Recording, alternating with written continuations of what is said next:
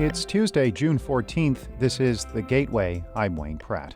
The Child Welfare Agency in Illinois is leaving some young people in jail for months because officials can't find a better option. These are children. They've been taken away from their families and suffered trauma. Every day they sit in the detention center, they are being harmed. We'll examine the crisis in Illinois in just a few minutes. St. Louis is under an excessive heat warning until tomorrow night. The National Weather Service says a temperature record was set yesterday. It hit 100 in St. Louis, surpassing the old mark of 98 set in 1952. The Missouri Department of Transportation is changing its operations to protect people working outdoors during the heat. The department's St. Louis Safety and Health Manager, Joe Moore, says employees should avoid things like patching hot asphalt or working on bridges made of metal, but he doesn't think any work will be canceled. There will be no free days at work this week. We'll still be working full staff as always.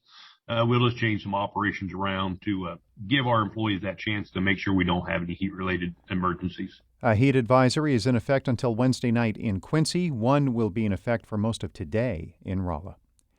At least one person is officially seeking the St. Louis Board of Aldermen presidency. 15th Ward Alderwoman Megan Green is running for the job in an upcoming special election. Her confirmation follows last week's resignation of former board president Louis Reed. He stepped down after being indicted on federal bribery charges. The Post-Dispatch reports board members Tom Oldenburg, Jack Coder, and Kara Spencer are considering campaigns for the post.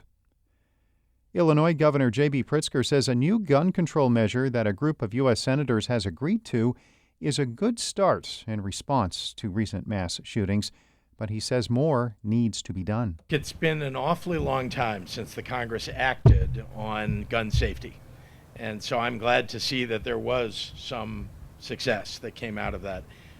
It's not enough. Pritzker says the gun control measures Congress may approve are less restrictive than laws already on the books in Illinois.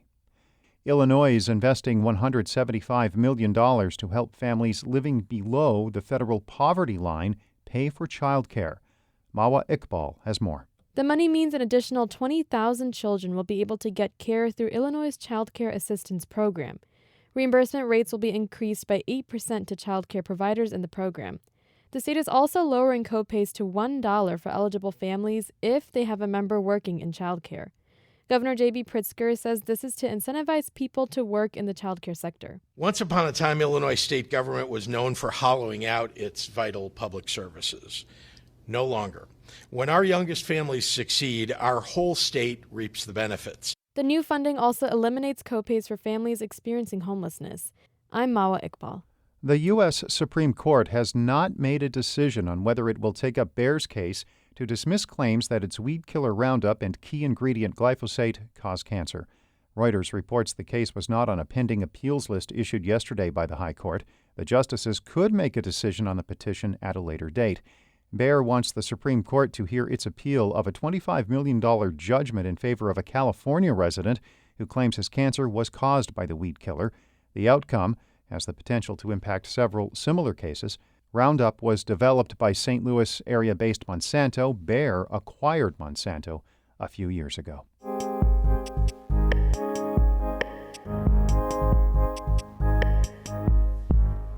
Illinois' Child Welfare Agency is leaving some young people in its care unnecessarily locked up in jail for weeks or even months because the agency cannot find a better place for them to live. Patrick Smith reports. When Andrea Lubelfeld took over a new job with the Cook County Public Defender last August, she started getting an emailed list every morning that really bothered her. It's a list with the names of a bunch of kids who are stuck in the county's juvenile jail for no legal reason, just left there. The judge has not ordered them held. The judge has ordered them released. So every day that they sit in the detention center not being released, it's just not right. No kid is allowed to leave the county's juvenile detention center until their parent comes and gets them. Most of the time, that isn't an issue. But for the kids on this list, they've been placed with a new guardian, the state, and the state is not picking them up from the detention center. These are children. They've been taken away from their families and suffered trauma. Every day they sit in the detention center, they are being harmed and experiencing more trauma.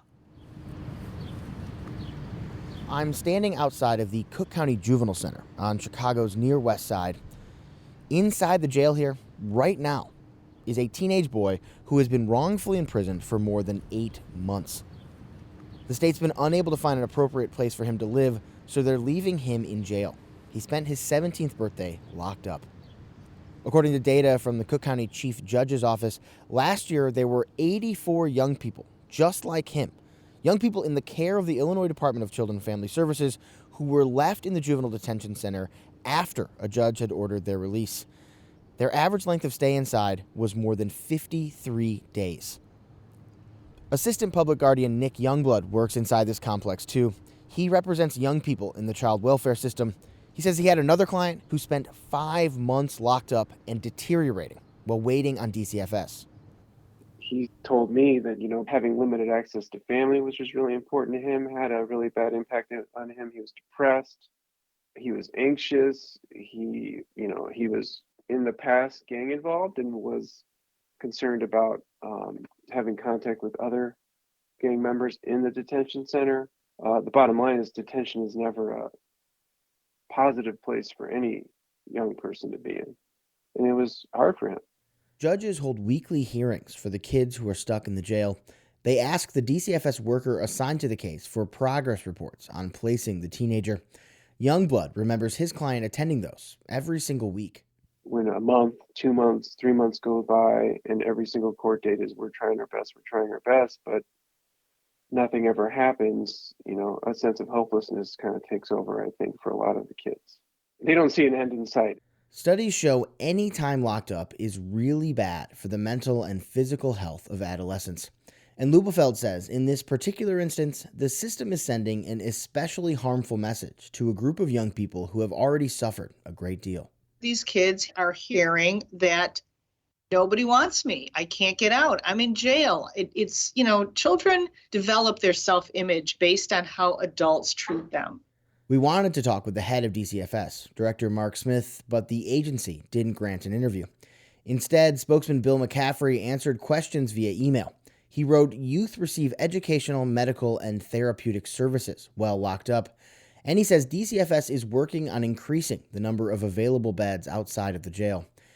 But this isn't the first time WBEZ has reported on this crisis. The number of kids left in jail by DCFS and the length of time they were forced to wait went way down after our initial reporting in 2015. But according to data from the Public Guardian, starting in 2018, the numbers have been growing again. Young people interviewed in the past by WBEZ described feeling crushed by being left behind bars.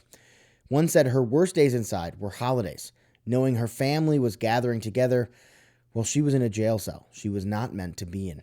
County data show last year, 8 children spent both Thanksgiving and Christmas in the juvenile jail, waiting on DCFS. I'm Patrick Smith. Patrick is a reporter at public radio station WBEZ in Chicago. The Gateway is a production of St. Louis Public Radio, a listener-supported service of the University of Missouri-St. Louis. Music by Ryan McNeely of Adult Fur. I'm Wayne Pratt. Have a great day.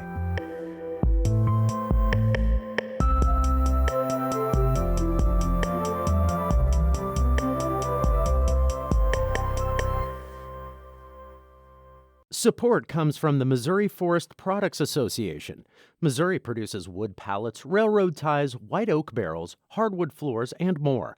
Details on the variety of products made in the state are at choosewood.com.